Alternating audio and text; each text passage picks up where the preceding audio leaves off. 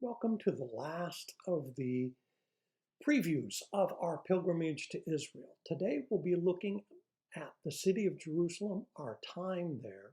These are the final days of our pilgrimage and perhaps the most interesting. They cover a wide spectrum of modern Hebrew um, sites, the Shrine of the Book, for example. They cover some of the ancient places of the city of Jerusalem, reaching all the way back to the time of King David, and they especially focus on the Christian observances in that holy city. We'll be looking a lot at the final days of Jesus in and around the city of Jerusalem. Up to this point on our pilgrimage, we've come into Jaffa, which is right next to Tel Aviv. We've seen in the north Caesarea, Mount Carmel, Tel Megiddo. We've gone around the Sea of Galilee, looking at the village of Mandala, where Mary Magdalene is from. At Capernaum, one of the most frequently mentioned cities in all of the New Testament. At Bethsaida, which is home to a variety of the disciples. We've looked at the town of Sefed, which is where the Kabbalah is centered. Caesarea Philippi, the Golan Heights, looking down into the nation of Syria, and even seen the road that leaves Israel and runs off to the capital of Syria in Damascus, the very road to Damascus that Paul had his experience of the risen Christ on. We've gone to Cana, where Jesus performed his first miracle at a wedding, and to Nazareth, the town in which Jesus grew up. We've looked at the Mount of Transfiguration, that central episode in all the gospel stories where Jesus and 2 or 3 of his closest disciples go up on the mountain, and there Moses and Elijah appear to Jesus. Jesus communes with them in the bosom of the Father. We've traveled from there down through the Jordan Valley, looking at Qumran, which is where the Dead Sea Scrolls were from, at Masada, a place where Jews made their last stand against Roman occupiers, and even traveled to the city of Jericho, perhaps the oldest human city inhabited anywhere on the planet. But today we'll be looking at the city of Jerusalem itself. There are so many places to see in this city. It reaches from the time of King David. He founded the city and made it his capital. Centuries later, in the time of Jesus, the dramatic events of those final days, clearing the temple, having the Last Supper, having a time to dine with his disciples and give them the great commandment, going out into the garden to pray, being arrested, put on trial, and all ending up in Jesus being put to death on the cross. Needless to say, it's also the heart of contemporary Judaism. There is a line in the Passover Haggadah, which closes, in which all the recipients, wherever they celebrate the Passover, end their celebration by saying, "Next year, we'll do this in Jerusalem." Now, on Monday, November 13th, we'll be looking at many places, but here's just a quick overview. We'll go to the Mount of Olives, the Garden of Gethsemane. We'll walk the Via Dolorosa, or the original Way of the Cross. Stations of the Cross comes from the journey that Jesus made along this way. We'll go to the Church of the Holy Sepulchre, the place where for centuries upon centuries, people have assumed this is the location of the tomb in which Jesus was buried. There's a church built above it right now, and that's the Church of the Holy Sepulchre. We'll also look at the Damascus Gate, perhaps the main gate outside the walled old city of Jerusalem. But first, let's go out right outside the city to the Mount of Olives. Now, the Mount of Olives, right outside the city, is as you might guess, an olive grove, and here we see some olive trees. They do grow quite large and quite old. If you take the path from the city of Jerusalem, there's only one real path taking you right over the Mount of Olives on the east side of the city, and it takes you directly to the village of Bethany. Now, when Jesus came to Jerusalem, it was packed with pilgrims. More than likely, he did not stay overnight in the city, as it was far too crowded. But walking a short distance through this very path, he went through the mount or over the Mount of Olives, where he could stay in Bethany, home to his friends Mary and Martha and their brother Lazarus. Now, we're going to be jumping around because we're not taking these in chronological order, but rather in a sort of logical way to travel to them order. After the Last Supper, Jesus asked his inner core of disciples to come with him as he went out into the darkness to pray. He went to the Garden of Gethsemane. Now, the modern day location for this garden is most likely the very garden because the church established this location very early. Jesus came, prayed, and is it any wonder that he thought about his death? Because this was close to graveyards. And in fact, you could see gravestones at the time of Jesus, perhaps shining up in the moonlight. It would be hard to go to this place at night and not think about one's own death.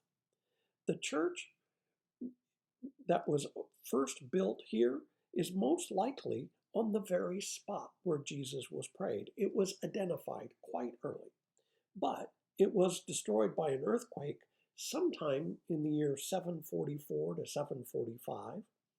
It was rebuilt shortly after that, and then abandoned later in the year 1323. There's no church currently in the Garden of Gethsemane. From there, Jesus is arrested and follows the way of the cross, the Stations of the Cross. The same service that we use on Good Friday marks locations on Jesus' journey. Starting in the Garden of Gethsemane, there are two paths, one which moves up the western heights and the other which moves up the eastern heights. Perhaps it won't surprise you to learn that those churches on the western side, Latin churches, Roman Catholic churches, insist that that is the route Jesus followed. And most of the Latin churches are on the western side. On the eastern side are the Orthodox churches, and they are just as insistent that that's the path Jesus followed. Now, the exact locations of what happened where did continue to evolve over time. The Way of the Cross is not a service that we received in whole cloth back from the people who first started this. Rather, over the centuries, people identified episodes in the journey. They read their scriptures to understand what Jesus might have done, where he might have been taken, and they began to assign specific locations to specific incidents. If you walk the way of the cross, starting from the Garden of Gethsemane, you'll follow Jesus in his passion. Remember, passion, it means his suffering, his trial, his agony, his torture, eventually his crucifixion and death. Then they took his body and laid it in a tomb. There is right now a church built over what most people think may have been the tomb of Jesus. This Church of the Holy Sepulchre is used by 6 different religious groups. It might not surprise you to learn that the groups don't always get along. The groups are the Roman Catholics, the Greek Orthodox, the Armenian Orthodox, the Syrian Church, the Coptic Church, and the Ethiopian Church. This Church of the Holy Sepulchre is built over caves that were located within a rock quarry. And that is indeed the exact location where we think Jesus was crucified. This location, where the church was built by Constantine starting in around the year 326, was identified as the place where Jesus' body was laid. Now, the church itself was destroyed in the year 1009, rebuilt in the year 1012. There was a fire that destroyed it in 1808, an earthquake that destroyed it in 1927. And it took from 1927 until 1959 for the 6 different religious groups, all of them Christians, but you know how it might be among Christians. We do tend to squabble amongst ourselves. It took until 1959 for the 6 groups to agree on a plan to rebuild the church. It was rebuilt in the style used at the time of each part's original construction. So those parts that look really old were rebuilt to look really old. Those parts that look somewhat newer were built to look somewhat newer. We'll also see the Damascus Gate. Now remember, the old city of Jerusalem is a walled city. It's got a very high protective wall that runs all the way around it. During the time of Suleiman the Magnificent, one of the Muslim rulers in the 1540s, there were 6 gates built into the wall. Now the walls themselves are walkable all the way around the city. You can walk on the parapets around it. The Damascus Gate, which is on the northern side of the city, is perhaps the main city gate. The other gates were all somewhat smaller. This one was large, officious. It was a showpiece opening into the walls. By the way, it's a wonderful example of Ottoman architecture. Now, the next day, Tuesday, November 14th, we have just as busy a day. We'll go to the house of Caiaphas. You may recall that Caiaphas was the high priest of Jerusalem who presided at the trial of Jesus. We'll go to King David's tomb. We'll visit the Jewish quarter of the city. We'll head out to the Temple Institute, a university think tank kind of place where they study the temple there in the city of Jerusalem. And we'll actually get to see part of the temple that Jesus went into. Now, most of the temple's been destroyed, but the Wailing Wall, or as it's called these days, the Western Wall of that temple still exists. And you can go and touch a very wall of a building that Jesus went to quite frequently. First, though, we'll go to King David's tomb. Now remember that David is the Jewish founder of the city. David's town, where he grew up, was Bethlehem. But when David became the king, he learned from the lessons of King Saul, his predecessor, who made the capital of the Jewish kingdom within his particular tribe's geographical area. David wanted to choose a neutral site, a place that no one tribe could claim as their own. And in fact, because there were 12 tribes, 10 in the north who hung together very closely, and 2 in the south who also hung together very closely, David wanted to try to unify the north and the south.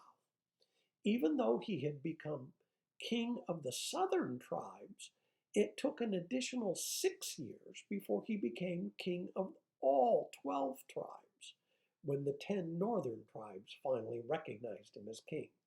And at that point, David built his capital, Jerusalem, right on the border between the lands of the southern tribes and the lands of the northern tribes. It shouldn't surprise you at all to learn that there is a monastery built quite near where King David was traditionally buried. The Muslims took over that monastery in the year 1524. But, as is so often the case, things do change. And in 1948, the Jews took over this area. They now administer the caves underneath the building where they believe King David is buried. By the way, this is exactly the same place, or it's very close to being exactly the same place, where the Holy Spirit comes down. It's on Mount Zion, which is the eastern part of the city of Jerusalem. There are two large mountains, one in the east, one in the west.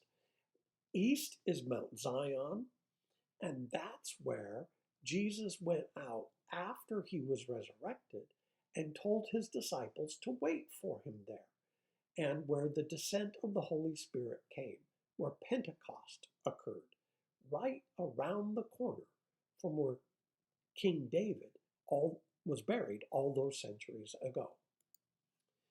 Now, the old city of Jerusalem is cut up into four pieces. Now, they're not exactly equal in land area, but each one of them is identified as a quarter.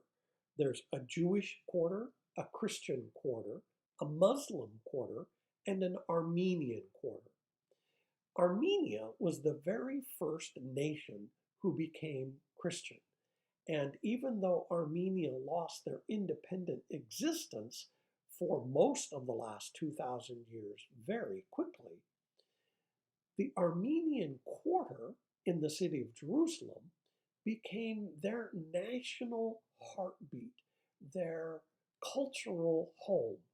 Now, Armenia has now become an independent nation again, and so the Armenian quarter is a little bit less important, but the Jewish quarter is the heart and soul of the old city. It's in the southeast corner of the old city. It was heavily damaged in the War of Jewish Independence, 1947 to 1948. But that turns out to be, in some ways, a blessing in disguise because it was rebuilt, clearing away a lot of the trash, the rubble, buildings that were no longer sustainable. In some ways, the Jewish quarter is the most modern of the old city. That is to say, it was rebuilt, the streets were widened, buildings were shorn back up. There are archaeologists had a lot to say about how to rebuild the Jewish quarter. They were consulted, and even though archaeologists didn't win every dispute with city planners, it is not only the most modern, but in some ways the truest to how Jerusalem was back in the day. There are a lot of things in the Jewish quarter, not the least of which, of course, is what I sometimes refer to as the Wailing Wall or the Western Wall. It used to be called the Wailing Wall. When Jews went there and lamented the destruction of the Jewish temple, they would wail and cry. But these days, they're looking for something that doesn't quite so focus exclusively on the sadness, so they simply refer to it as the Western Wall. This would indeed be the Western Wall of the Temple of Jerusalem. Now you'll see in the picture there on the left, the golden dome of the Temple Mount. That is a mosque that was built by the Muslims when they conquered the city of Jerusalem, and where they believe Muhammad came and where he was last on earth and ascended to heaven from right underneath that dome. The Western Wall, which you see in the top right picture there, very large, very tall, is the only part of the Jewish temple of Jesus' time still left standing. It was destroyed by the Romans in the year 70. The Temple Mount is inside where the temple itself would be. This is where Jesus himself would have come to pray. Today, Jews still come to this place and pray. Now, Jews aren't allowed on the grounds of the Temple Mount. that is sacred to Muslims, and only Muslims are allowed there. So the modern state of Israel has constructed a small plaza right next to the Wailing Wall, the Western Wall. Oftentimes, Jews will come up, write down short prayers, slide them into the crevices between the rocks. On Wednesday, November 15th, we have another busy day. We'll see the Shrine of the Book. We'll go to Beth Shemesh, which is where Samson grew up, where the Ark of the Covenant was lost, where David grew up. We'll visit the city of Bethlehem, or the village of Bethlehem, and visit the Church of the Nativity. Now, the Shrine of the Book is one of those modern places. The Dead Sea Scrolls have been taken here. And as you can see from this picture, the inside of the main reading room of the Shrine of the Book looks like the inside of a jar, an amphora, where the Dead Sea Scrolls were found. They were found in these large jars, and from the outside, this building looks like the top that sits on a jar. You can see they've got the scrolls right there. When they bring them out, you can go in and get up close. Of course, you can't touch them.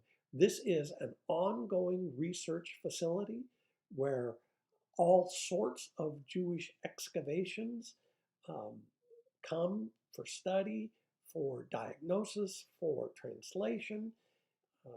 It took a long, long time for the text of the Dead Sea Scrolls to be made public. There's lots of political reasons for that, and I can go into that if you're really, really interested. But just suffice it to say that from the time of the discovery of the Dead Sea Scrolls, it was over 40 years before they were really opened up to the public. Now, one of the other things that we'll see on this Wednesday, November 15th, is the city of Bethlehem itself, modern and ancient. It's the birthplace of Jesus. We'll go to the Church of the Nativity, the place where people say Mary received the Annunciation, where Jesus was born. It's a small cave with a church built on top of it. Now, is it really a cave? Well, was Jesus really born in a cave? What about the manger? Remember that it's notoriously difficult to try to understand what exactly a manger might have been. If you were a very wealthy family, you might have had a two-room house. The second room would be where you kept your animals. Lots of people sort of got a jump start on building a two-room house. They'd build a one-room house right next to a cave. And the cave is where the animals would be brought in. We don't know for sure exactly if this is indeed the place where Jesus was built. We do know that Bethlehem itself was a long-promised place for the birth of the Messiah. We know that it's where King David himself was from, not far from the city of Jerusalem, but Bethlehem never became the capital, either under King David or any of the subsequent kings. It was just the place where David was from. And, what a coincidence, the place where the son of David, Jesus, is from. We'll go to the Church of the Nativity, I mentioned that, which is built after 384. Jerome, the great Bible translator, the father of the Vulgate, which until late in the 20th century was the official translation of Scripture used by the Roman Catholic Church, Jerome came himself along with some accompanying nuns, and they built monasteries. Bethlehem became a massive monastic center with monks living all over. Why here? There's a strong, why was the Church of the Nativity built in the exact spot here in Bethlehem where it was built? There's a strong local tradition of that being the spot By 339, people were already saying, this is the cave where Jesus was born. The Church of the Nativity is built over a whole complex of caves. The Church of the Nativity was not destroyed by lots of warfare because Muslims and Persians, Arab Muslims and Persian Muslims were both allowed to use the Church of the Nativity for their own prayers. Now, in the year 1187, when the Latin kingdoms of the Crusaders fell, this church was given back to Muslims. It's they didn't really use it much. The church fell into disrepair. It squeaked through history. Nobody really paid a lot of attention to it. The Ottomans arrived in 1517, and they didn't have any use whatsoever for the Church of the Nativity. They actually allowed it to be looted quite badly. There was an earthquake in 1834 and a fire in 1869. The church itself has just been fairly recently rebuilt and people paying attention to it. The next day, Thursday the 16th, we'll visit the Garden Tomb. We'll visit Ein Krem, the birthplace of John the Baptizer. We'll take the road to Emmaus, where Jesus appeared to two of his disciples, and we'll be in the Church of the Resurrection itself, perhaps the central shrine of all Christianity.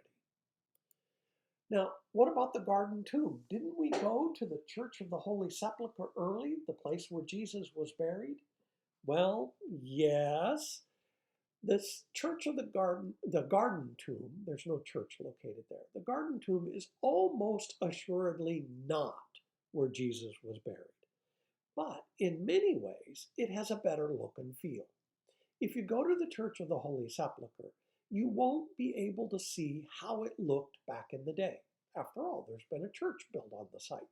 There was no church there. But nearby, there is a garden tomb. This garden tomb was first popularized by Charles Gordon. Perhaps if you remember your British history, this is the famous Chinese Gordon. He was a British general. He saved the Chinese Empire, took command of their military forces, was later transferred to the Middle East, where he took control of the Egyptian forces. He himself was massacred by the whirling dervishes and their military expression. But Charles Gordon found this garden with tombs in it, and he said, this gives one a much better feel for what the church, or what the tomb of Jesus might have actually looked like back in the day. Protestants were eager to embrace the garden tomb because, after all, it wasn't under control of the Catholics or the Orthodox or the Armenians or the Copts. It was just sort of out there. The Anglican Church, particularly the Church of England, has gone back and forth on whether or not it officially endorses this site. For a long time we did. We claimed that this was the place Jesus was buried. We sort of came to our senses a little better and backed up and said, surely this is not the place. After all, no one was talking about this being the place where Jesus was buried until Chinese Gordon in 1883. The Church of the Holy Sepulchre, which we had visited early, was very early to be identified as being built over the place where Jesus was buried. That's even back at the time of the Emperor Constantine, the year 339, almost 1,550 years before the Garden Tomb was proposed. We'll also visit the birthplace of John the Baptist. It's a suburb on the far western edge of the city of Jerusalem. Now, Jerusalem itself has an old city in the east and a more modern city in the west. Ein Krem, is even a little more further to the west there. And that's the place where Zechariah and Elizabeth lived, where John the Baptist was born and raised, where Mary, who went to visit her cousin Elizabeth, went out there, and that visit is recorded in the Gospel of Luke. However, I want to take you to the road to Emmaus. Now, we'll finish up with the Church of the Resurrection after this, but the road to Emmaus, we're not quite sure exactly. There were a couple different cities, villages that are identified as Emmaus. This is perhaps the most popular one. It's a road leading from the city of Jerusalem off across the plains to this small town. Now, in the year 70, 35, 40 years after the death of Jesus, remember that in the year 70, Jews will rise up in revolt against their Roman overlords, their Roman masters. Rome will move in several legions, which will end up destroying the city of Jerusalem. The 5th Roman legion was encamped on this very spot. However, we remember this road far more for its location in the setting of, in the Gospel of Luke, after Jesus' death, after his resurrection. 2 of his disciples, the day after Easter, or actually later in the day of Easter. No, it is a week after, week after. 2 of his disciples are walking along. Jesus suddenly comes and appears with them, walking with them across this road. Now, it's about 130 kilometers. Nope, sorry, not 130 kilometers, 30 kilometers, from Jerusalem. That would be about 15 miles, so it's a day's journey. But this place, Emmaus, this traditional setting of Emmaus, identified as the city of Emmaus, was wiped out by plague in the year 639. During the Crusades, the Knights Templar came in the year 1150 and built churches in the village of Emmaus. Richard the Lionheart was actually encamped here. You may remember Richard the Lionheart from your English history. He made crusade to the Holy Land and had a camp not far from this very location. However, in the year 35, when Jesus was immediately upon Jesus' resurrection, I say the year 35, right around that time period. We don't know for sure exactly what year Jesus was crucified and when he came back to life, but he came back talking with his disciples, talking about the journey that they were on and who would be with them. He opened the scriptures to their minds and spoke with such vivid and moving ways that after he had disappeared from their sight, they said, "Of course, did not our hearts burn while he spoke with us?" This is going to be close to the end of our time in the land of Israel. You've been making a pilgrimage, first right now in preparation, and soon in actual fact, walking the land of Israel. Sometimes you may remember I've called this the 5th gospel, just seeing the location, seeing the places. Was it this exact spot, or was it a spot like this nearby? We don't know the exact locations for lots of those Bible stories, but you've been making the same journey in your heart and in your spirit. Who are you going with? Who's accompanying you? Is your heart been strangely warmed by this journey, do you find yourself a disciple of Jesus, ready to go tell others all about him?